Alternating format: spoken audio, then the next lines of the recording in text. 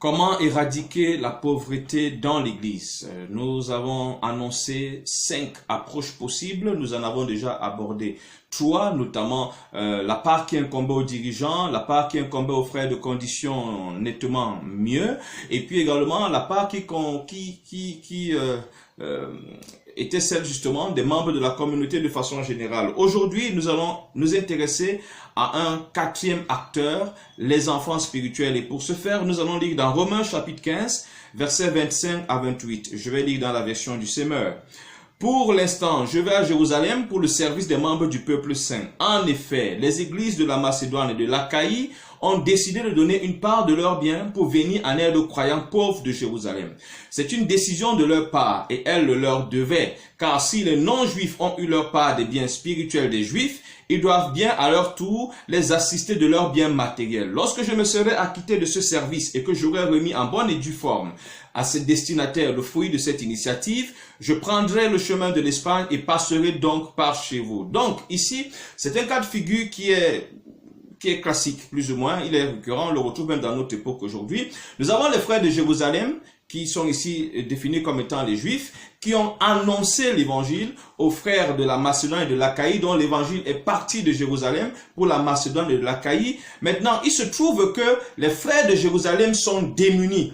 Et comme ils sont démunis, les frères de la Macédoine et de l'Achaïe prennent donc la résolution. Et rappelons que ces frères de la Macédoine, précédemment, ce sont eux qui ont décidé, qui ont insisté auprès des apôtres pour apporter une contribution, jugeant que cet acte était un privilège qu'on leur accordait. Donc, là, Paul précisait qu'ils étaient démunis, ils avaient été victimes, ils avaient été passés par beaucoup de difficultés, et malgré ces difficultés-là quand même, ils se sont prononcés, portés volontaires pour assister leurs frères. Donc aujourd'hui, nous revoyons toujours dans ce cas de figure, les frères de Macédoine et d'Achaïe décident de venir en aide, si on peut le dire, à leurs parents spirituels de Jérusalem, parce que c'est par les gens de Jérusalem qu'ils ont découvert les merveilles du Seigneur. Et là donc, c'est ce que Paul nous fait comprendre ici que, d'abord il dit c'est une décision de leur part, ça veut dire qu'on ne leur a pas prescrit. C'est quand même assez encourageant de voir combien ces Macédoniens sont volontaires, combien ils sont bien disposés à faire ce qu'il faut.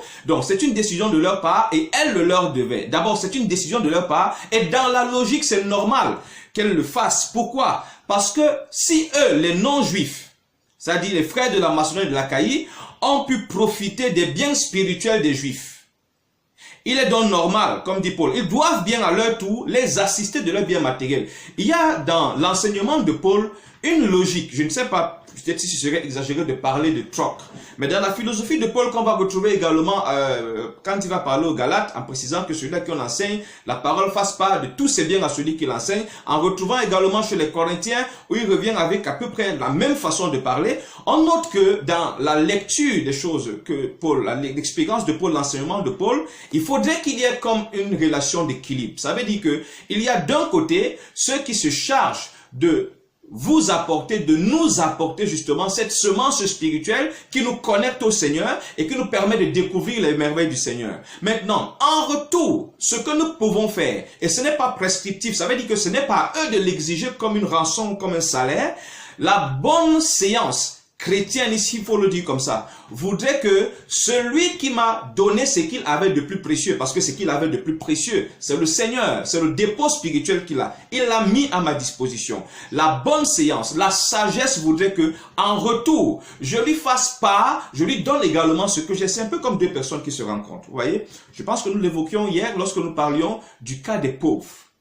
Vous avez d'un côté, ici, nous ne parlons pas encore de dirigeants, c'est-à-dire que les dirigeants de communauté, non, nous parlons des parents spirituels qui peuvent ne pas avoir un statut dans l'église. Cette personne qui a payé le prix pour que tu connaisses le Seigneur, cette personne qui a payé le prix pour que tu goûtes aux merveilles du Seigneur, pour que tu reçoives le message de l'évangile. Cette personne n'a pas forcément un titre, mais cette personne a fait ce travail et continue de faire ce travail. Dans la bienséance chrétienne, dans la bonne sagesse, il est de bon ton que lorsque lorsque tu peux avoir des biens temporels, de l'argent, des biens matériels, de la nourriture, que tu prennes justement à ton tour ce que tu as, tu remettes à cette personne-là. Parce que cette personne a pris de ce qu'elle avait, son savoir, son expérience, ce qu'elle a pris, son dépôt, elle a mis à ta disposition et tu devrais également le faire. C'est un autre pas, un autre mécanisme, un autre dispositif qui devait permettre de juguler justement le problème de pauvreté. Parce que c'est vrai, on aura l'occasion de revenir. Tout le monde va penser aux dirigeants, les anciens, les pasteurs, les apôtres, les évêques, les prophètes et tout ce que nous avons. Mais à côté de cela, il y a celui qui t'a enseigné la parole. Il y a celui qui t'a fait connaître Jésus. Et qui se trouve quelque part en Brousse, qui se trouve même dans la même ville que toi, dans la même assemblée même, mais il n'appartient pas au clergé. Il t'a fait profiter de ce qu'il a. Actuellement, lui, il est dans la misère, il est dans le besoin. Rappelons que nous avons défini la pauvreté comme étant l'absence du strict minimum, de l'essentiel, de ce qui est essentiel à la vie. Donc, cette personne manque de ces éléments-là. Toi, tu peux les lui fournir. Tu devrais, tu es la réponse de Dieu à ce problème. C'est ce qui s'est passé, c'est ce que les Macédoniens ont fait. On ne leur a pas demandé. Donc, on n'a pas besoin à un moment de te rappeler que tu dois aller nourrir, tu dois prendre soin, tu dois à ton tour, venons dans cette expression commune, tu dois à ton tour s'aimer dans la vie de la personne qui a s'aimé. Non, ça devrait couler de source. Tu n'as rien à donner. Tu ne peux pas lui donner la parole. Tu as reçu la parole de cette personne. Mais toi, tu as ce que cette personne n'a pas. Cette personne t'a donné ce que tu n'avais pas. Maintenant, tu as ce que cette personne n'a pas. Tu devrais prendre de ce que tu as et combler justement son vide pour qu'il y ait équilibre. Parce que cette personne prend de ce qu'elle a et comble ton vide spirituel pour qu'il y ait équilibre.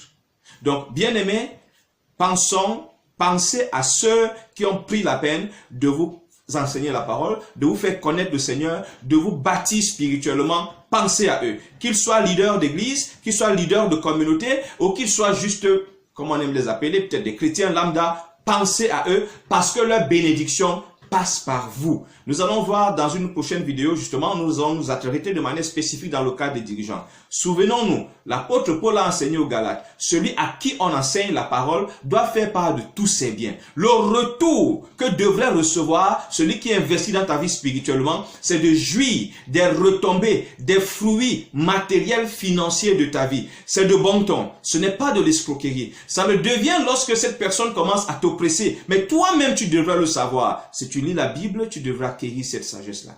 Que Dieu nous bénisse.